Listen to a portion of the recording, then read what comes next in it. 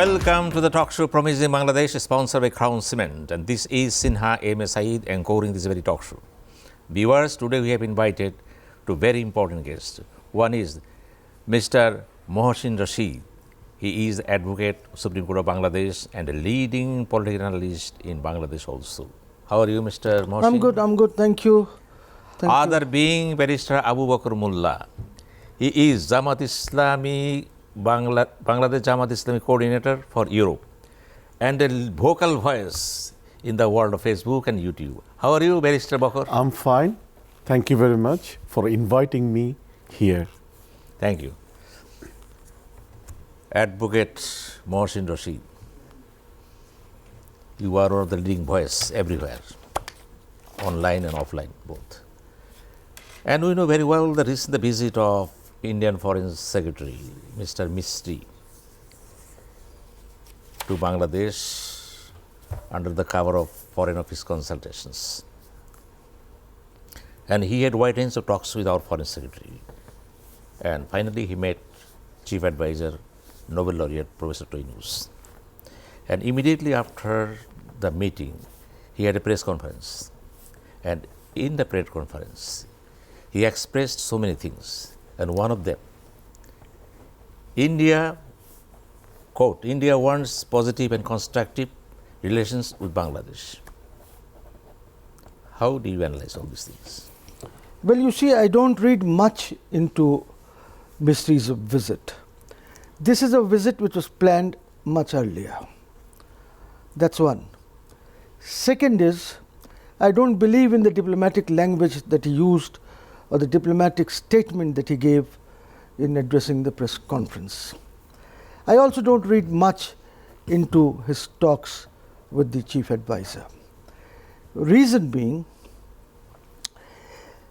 that Sheikh Hasina is in India. They have given her asylum. They don't say asylum, but they have given her asylum. She comes within that definition. My worry is that we have about over 50,000 Awami Leaguers who have gone over and crossed over the border into India.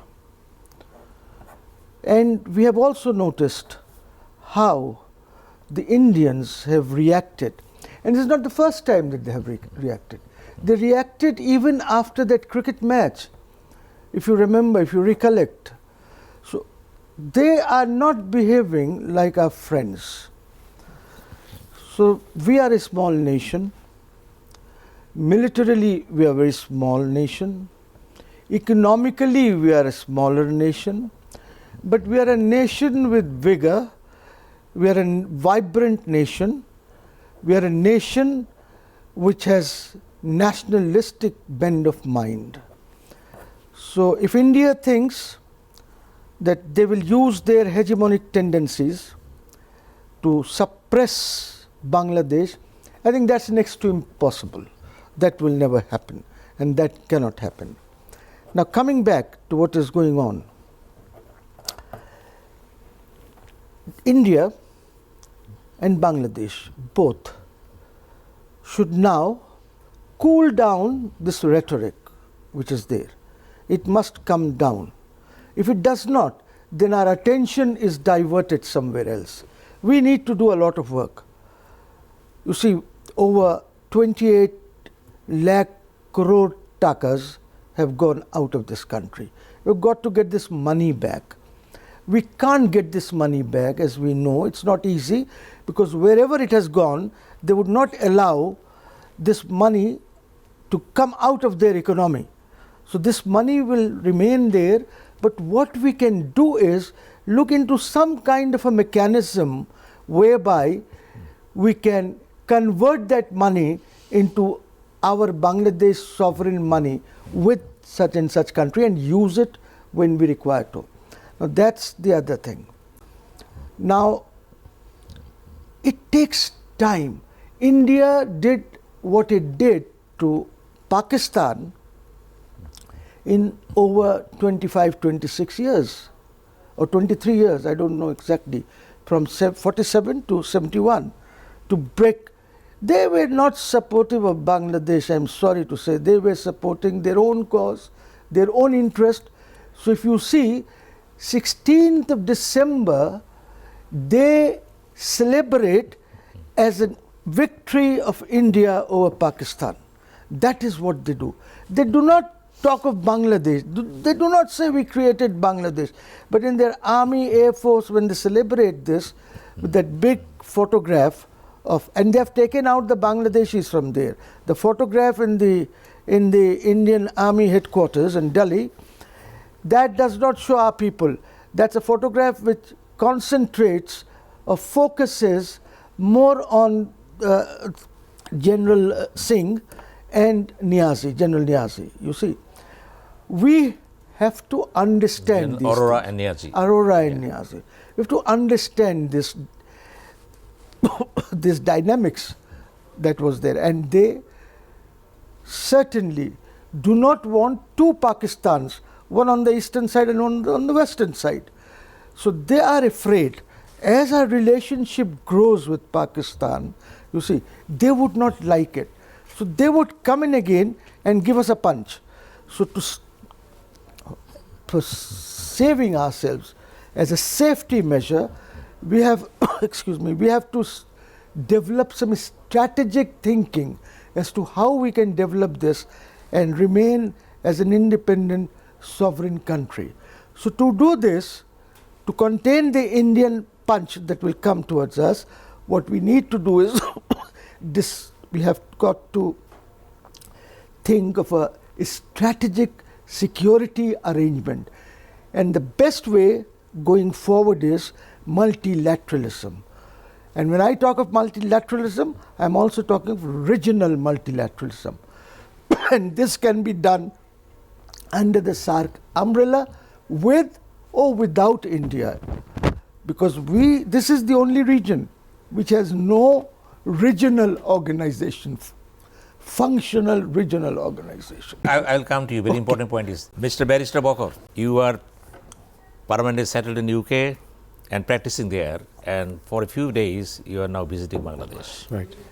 And congratulations from you Thank on you, behalf thank of the you, people of Bangladesh, because you talked much on the social media, offline and online. Excuse me. And your contribution never be undermined, and we do recognize you Thank you. as a strong voice. What is your perception about the visit of Indian Foreign Secretary to Bangladesh under the present circumstances? Thank you very much for having me here again. Let me go back. Why India thinks it is necessary and urgent that they should visit Bangladesh. I think it is not a formal or sudden visit or unplanned visit. After the fall of Sheikh Hasina's regime, which was installed by India, I must say, anybody can disagree with me, I don't mind. It was installed by India, they protected the Awami League regime, and they deprived the people of Bangladesh to have democracy. And India's full enterprise has been fallen shatteredly. They could not, I think of that Hasina would fall in this way. They feel threatened. They feel threatened. They think their security will be compromised. Mainly, they are concerned about their seven sisters. And also, they considered Bangladesh as their, I would say, a market. It's a huge, crowded population. And their economic interest will be also jeopardized. And their security concern is there, as I said. Indian, expatriate Indians and Indian civil societies who has got connections with the West. they spreaded lots of things against Bangladesh. Let me give you an example. It was fed by India to the Western community that after the revolution of 5th of August, 2,000 Awami League members have been killed. Not only that, 2,000 Hindu minorities members were killed by Bangladesh Jamaat Islami, the party I represent. Is it not shocking? Is it not a great lie against the people of Bangladesh and against an established political party to the West? And it has been recorded in the British Parliament. And they said it. Some of the MP was misfed. I say they were junk-fed. And as I work in the diplomatic community, I know this propaganda was done by India. If India says, when they are meeting Bangladesh foreign minister or foreign secretary, that look, we want to build relationship with Bangladesh, we want to move forward, we do not want to go past, blah, blah. If they say this, they have to prove it on the ground that they are really caring to develop the relationship with the people of Bangladesh, not Awami League. Look, the Awami League has committed genocide, as Mr. Mohsen Rashid said, and you know as well, that Awami League has clearly committed genocide and crimes against humanity. And now, the main perpetrator, Sheikh Hasina, and most of the senior leaders who are the perpetrators, they were given asylum. And you know the Sheikh Hasina's visa was expired. In what capacity? You do not make it clear to the people of Bangladesh and to the government in what capacity Sheikh Hasina is staying in your country. And you are letting Sheikh Hasina to do propaganda against Bangladesh. You know, on 8th of December, the Britain Awami League has done a meeting in Britain, and Sheikh Hasina was participating as the Prime Minister, as the main speaker, and claimed that she is the Prime Minister of Bangladesh. Sheikh Hasina was the Prime Minister of Bangladesh. And Sheikh Hasina spoke online from India, using India's land and protection. So you, India, are letting Sheikh Hasina, indirectly letting Sheikh Hasina to claim that she is the Prime Minister. Are you not challenging this government? Challenging this government. I will come to you, challenge this government well. They cannot develop this relationship. I will come to you, go for a short break. Viewers are going for a short break. Please keep watching.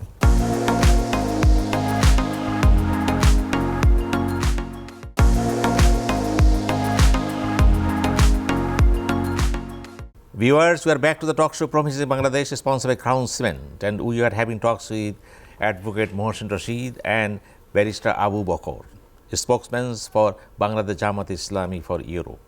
Mr. Bakr, you are talking about very important issues. Please go on. Yes. As I said, if India claim that they want to build a relationship with Bangladesh, they have to prove it by actions, by their actions. Letting Sheikh Hasina to claim that she is the Prime Minister and she is the MP, sitting MP. So by doing this, you are challenging this government. This is one thing, number one. Number two, the Awami League leaders who fled Bangladesh to India, there are many cases against them. And some of them are going to be charged. And India, I do not think that India does not know that the main perpetrators of Awami Leagues, they are living in India. They are living in India. So, if you are giving safe haven to the perpetrators of genocide and the crimes against humanity, how can you build that people of Bangladesh will consider you as their friend? How can you believe that the government, which represents the people of Bangladesh, they will think you as their friend? To prove that you are a friend of Bangladesh, you must hand over Sheikh Hasina, the main culprit, the main perpetrator, to Bangladesh. Main culprit for Bangladesh. Yes, thank you very much. And not only Sheikh Hasina, other perpetrators yes, as well. I do agree with you. Mr. Mohsen, what is your responses? Response on what? On what yes. the Barrister Saab said. Well, You see, my first response is, if she has addressed that gathering, it was a big hall, it was full. Upstairs it was not full, but downstairs it was all full. And if she has addressed that, my question to this government is, what steps have you taken? Has your foreign minister or advisor taken any steps? Have you lodged a protest against this? Because this happened on the 8th. Today is 11th. We have not noticed any protest note from the Bangladesh Foreign Office that she is not the Prime Minister. So this per se is an aggression against Bangladesh. And we have to understand something. India is a hub of disinformation and misinformation. It is regarded so by the pundits of this, global pundits, that India disseminates misinformation and disinformation. It's not globally that India is recognized as such, but even India recognizes itself within the country, the way their channels behave, the kind of talk shows that they have, the kind of anchors that they have, especially the Republic TV, that what is his name, that Assamese who's from Oxford. And I'm surprised to see how an Oxonian can behave like that. The chief advisor, in these 4 months that he has been there, he has gone to the Bangladesh Secretariat, which is the hub of our power, only once for a meeting with the advisory council. Well, he should have gone there on the first week, second week, to go and talk to these bureaucrats. They run the country. You don't run from there. You have to take them on your side. You cannot dismiss everybody who was supporting Awami League. So please motivate them. No motivational meetings were done with them. Not a single. Not a single. He went to that place after 3.5 or 4 months for that advisory council. Your Home Minister, he has not visited the Dhaka Metropolitan Commission, Police Commission, or the Chittagong, or these divisions. If he goes there, then he can get all the thanas of that metropolitan area. He has to motivate them. Your thana is not functioning. They are behaving in the same old manner as they used to behave earlier during Sheikh Hasina's time. So problem is, when you have an incompetent government, then you are going to face these threats from a very powerful neighbor which has a 4,000-kilometer boundary with you. And I have some other apprehensions as well. Thank you very much. I will come to you. He has other apprehensions against all these things, and he's very much critic of incompetence of this government and being far away from Bangladesh. How do you feel? Yes, there are many reasons to be apprehensive. There are many reasons, and I just mentioned 2 of them. I would not say that much of incompetencies about this government because they are new. They are new to this the show, new to this business.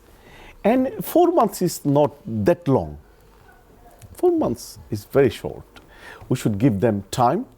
We should give them chance to revisit their plans. However, because on some of the matters he mentioned, I'm interacting with foreign office. I mean the Bangladesh foreign office. They are not prompt enough, I would say. They are not prompt enough to challenge put forward by India.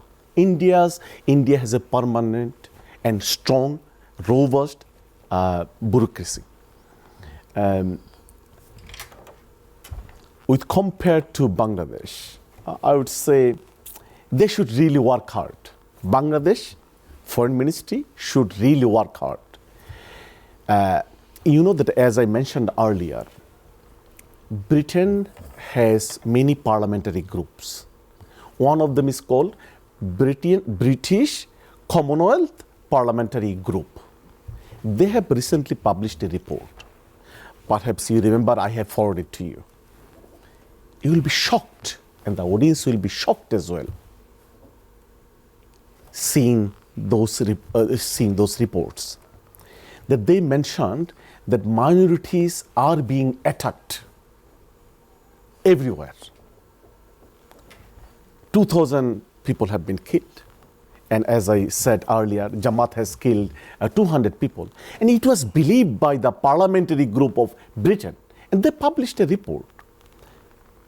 The question is, who has provided all those disinformation to the Britain and to the British parliamentary groups? This is India who has done that. India would say, no, we have not done it. But we know that Britain has good connection with India. India has provided all this information. Let me give you a proof. If you see that Indian civil society and Indian media, if you see the misinformation, disinformation, everything is there. They believe that we are killing and torturing Hindus. Yes, they are spreading the misinformation and disinformation that we are killing Awami League members, which is not true. I didn't see any truth in there. I visited many Hindu temples, and I asked them on the ground, do you feel any security threat from Jamaat, BNP, or any parties, or any Islamic group? I visited a couple of Hindu temples. They said no, that we do not feel any security threat from India. And I asked them, do you believe or do you support the claim that Jamaat has killed 200 Hindu people? They said no, that is not true. But if you go to Indian media, if you ask them, they said, look, 200 people have been killed by Jamaat. It has been published by the media. But on the underground, there are more. I asked some of them. I said, look, I'm a Bangladeshi, and I have visited Bangladesh, and I'm visiting Bangladesh again. But are you teaching, are you giving me information that the Jamaat has killed 200 people and 2,000 Awami League members have been killed? On the evidence, they cannot prove it. You know, the senior journalist, a famous journalist, David Bergman, has challenged them. After the report has been published, David Bergman tweeted that I'm shocked seeing this report, that British parliamentarians has acknowledged this so-called claim and wrongly misfed to this information. However, when some misinformation, I would say propaganda, is done by Indian journalists and in Indian civil society, and they have very good connection with the West, they easily get convinced by their propaganda. So what I'm going to say is that India is playing the secular card, the minority card, that Bangladesh is no more a secular democracy. This is one card they are playing. The second card they are playing is that minority card. They are selling that card to the European Union, to Britain, and to the whole West, that minorities are being attacked by this government, during this government, by the government agencies and the other parties, BNP, Jamaat, and the other parties. They are successfully selling this card. And also, the audience must know that Shojib Joy has hired a lobbying firm in the US, and in Britain, some of the lobbying firm and the PR firm has been hired, spending huge amount of money. Perhaps, I would say, the money is the people's money. They actually stolen all this money to the West to work against the people of Bangladesh. They hired PR firm, they hired lobbying firm in Britain, Geneva, European Union, and America. And one of the lobbying firms' information already you know, that a couple of other lobbying firms and PR firms they have hired, it is not come to known to the people. But however, They have huge amount of money, which they have stolen, and they are spending that money in Brussels. In that case, what the role is being played by Ministry of Information and Broadcasting? I think Foreign Ministry and the people of Bangladesh, Especially Ministry of Information and Broadcasting. they should really work hard and they should really watch every day what is being done by Indian media, and they should every day they should respond, and they should make sure that Indian people and the Western community are well informed. Because let me give you an example. After that report, the APPZ Commonwealth was published, I requested the foreign ministry that, look, you should quickly respond to the Britain the Commonwealth's report. They took 10 days even. It is almost 10 days. They didn't publish any protest against the report. So if a claim was done against your government, which is very detrimental, and which proves that that minorities are being attacked, and which proves that the secular card and the minority card India is playing, that card is being successfully sold, you must respond to, you must challenge the claim. But you have not done it so. What Bangladesh government so far has done is that they have challenged what Indian media or Indian government or civil society is doing. But what about the whole West? Propaganda is not only being done in the land of India, it is being done in Britain, it is being done in Brussels, it is being done in Geneva, it is being done in America. So what are you doing? I have not seen myself any protest from the foreign ministry. Thank you very much, Barrister Bakar, for your voice here. Thank you. And this is the time to go for a short break. Viewers who are going for a short break, please keep watching.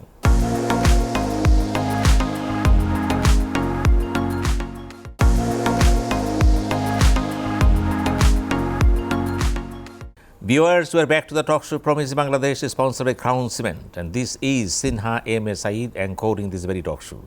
We were having talks with Mohsen Rashid and Barrister Abu Bakr.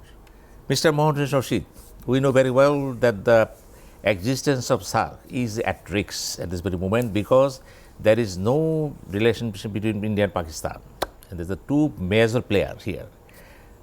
Even then, Professor Dr. Yunus felt the necessity of giving life to SARC again. What are the real possibilities of all these things? There's a million percent possibility, not 1 or 2%, million percent possibility. And why I say so is because Yunus has not done anything regarding SARC. He just mentioned this, I think up to now, at least in 2-3 speeches he has mentioned about this.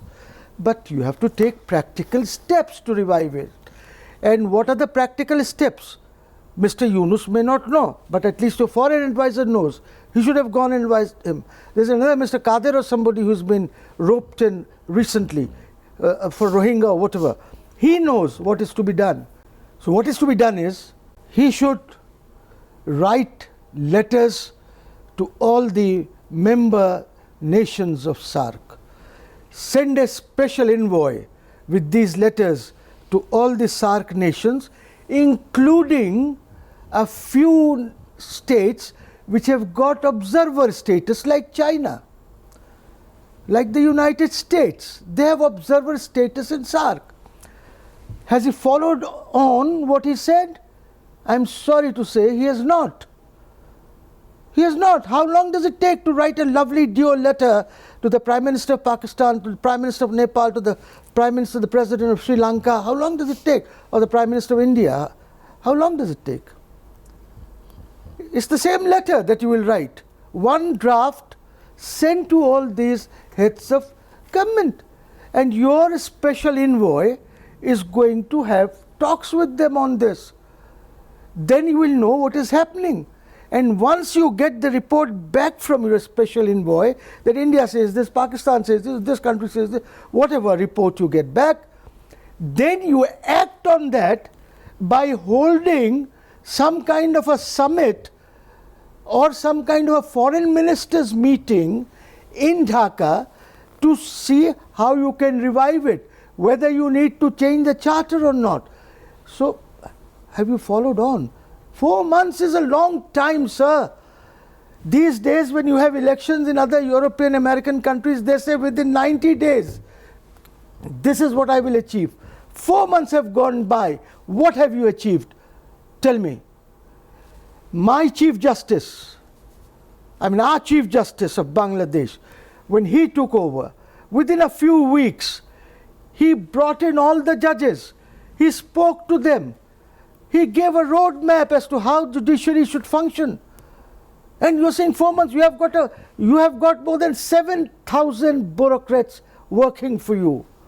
He does not have so many. Give a roadmap. Say, SARC, I'm going to do this.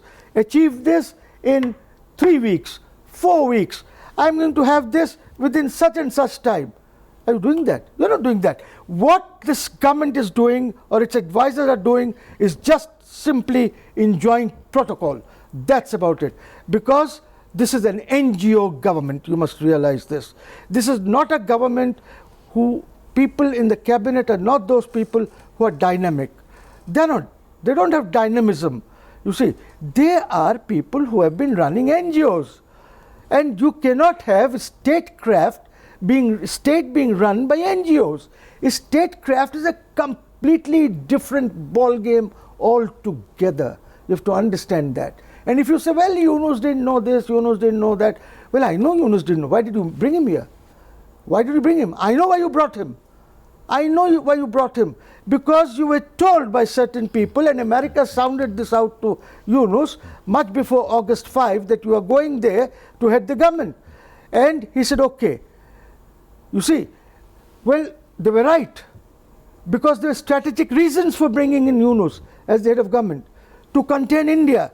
Because Yunus is a big brand, global brand, you see, built by his communication company in London, by the way, BTP Advisors.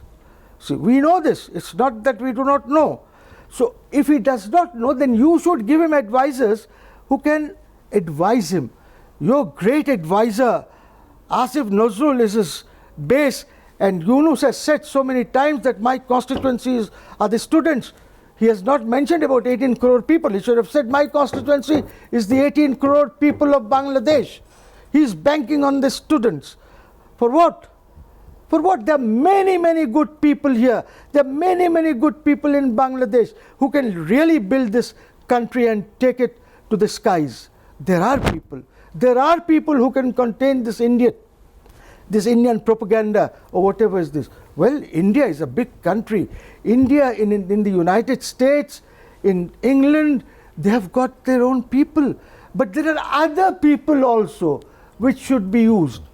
So you are not doing that. I mean, like my good friend Barrister Abu Bakr said about the Hindus. What are you doing? How much halla gulla, how much noise have you made? How much drum beating you have done that no, this is not being done? What is your media doing?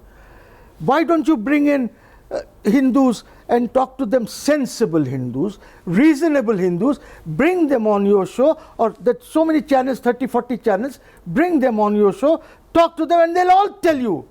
I am telling you, they'll all tell you that no, nothing has happened to us. Yes, if some Hindus have been killed, that's because of political reasons, because they supported Awami League. Now that's one. Second is, I have spoken to Hindus.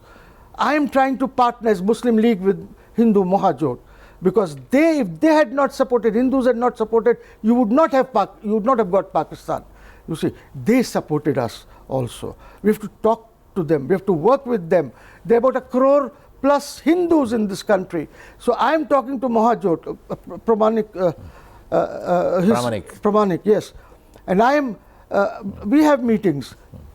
Point is, bring him, bring these people who are sensible people. All Hindus are there. That we were having a meeting in the bar, and I saw Pramanik. I said, please come here. Pramanik came, he spoke. Mr. Sharma, an advocate, he came and he spoke. Bring them, let them tell you, because about 5 years back when I spoke to some of these Hindu leaders, these are the bogus ones, Hindu, Buddha, whatever they are, the Christian.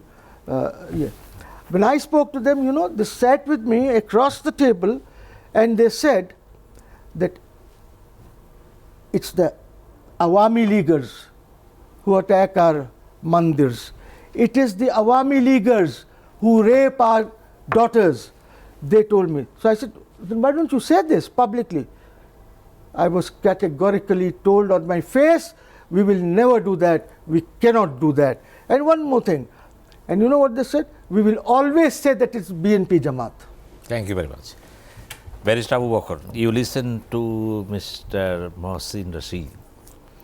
What is your overall study on it? First of all, what he said, that what the government has done to respond to the challenge put forward by India or Awami League with regards to selling minority cards. I must say they have not done enough, or they have done very little. It is a very serious issue. When the Western community believes that secularism is being at stake and minorities are being attacked, Western civil society, they get seriously concerned. They get annoyed that, look, there is no democracy in Bangladesh, there is no room for secularism in Bangladesh, there is no room for minorities in Bangladesh. Actually, all those claims are orchestrated. It has nothing to do with the ground reality. But ironically, I must say, and the government of Bangladesh Foreign Ministry will see and hear that they have done very little to counter the propaganda. They have done very little. And Awami League and India both are not only doing without spending money or using lobbying firm, they are using their Western partners, as he said, BTP, PR firm and the other lobbying firm. They are spending money as well. Not only they are lobbying or spreading information by themselves, they are using Western experts, lobbying firm and PR firms to run their propaganda show. What Bangladesh government has done to counter that? No, that has not been done in a pragmatic way, in efficient way, in orchestrated way. They haven't done it, and the foreign ministry. I'm closely connected with them. I have been telling them, look, you can take our experience without any money. So my advice to the foreign ministry and the people of Bangladesh, that people, foreign ministry and government, they should work together. It is their country. There has been propaganda by our big neighbors. We request that India, they must realize that it is a new Bangladesh after the revolution. They must redesign their foreign policy towards Bangladesh. If they do not redesign their foreign policy, they have to pay price. I must reiterate that India must redesign their foreign policy towards Bangladesh. If they do not redesign their foreign policy, they will have to pay price. The old strategies India was playing towards Bangladesh, it will not work because a new revolution has been done and it has been accepted by the Western community as well. And after this revolution, after this new Bangladesh, and India accepting this new reality, India must redesign their foreign policy. If they go with their old foreign policy towards Bangladesh, no, it will not work. And if they think what they are doing, that they will playing double standards, they will say one thing and do another things. if they think they will get away with that, no, they will not be able to get away with that. People are very smarter. This is the Gen Z generations. They cannot fool people. You can fool people sometimes, but you cannot fool people permanently. And India must realize that. Thank you. Thank you very much, Barrister Bokor. Mr. Mohsen Rashid, just 1 minute. One or two things I'll say about secularism. India was never a secular state when it was born in 1947 or when they wrote their constitution. It was only after Bangladesh, 1972 we had our constitution, in 1975 they brought in secularism. And I, Muslim League, I do not believe in secularism. There's nothing like secularism. We believe in humanity. You are Hindu, Muslim, Christian, Buddhist, Jew, whatever. We believe you are a human being. Okay? And we believe pluralism. Okay? So this is the situation. So forget about secular. I tell this on your show today. Forget secularism.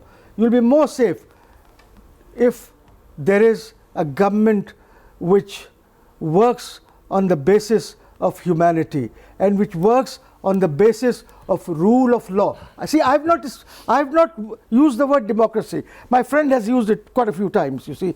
Because for me, rule of law puts everything in place, whether it's democracy, whether it's elections, whether it's this or that, whatever.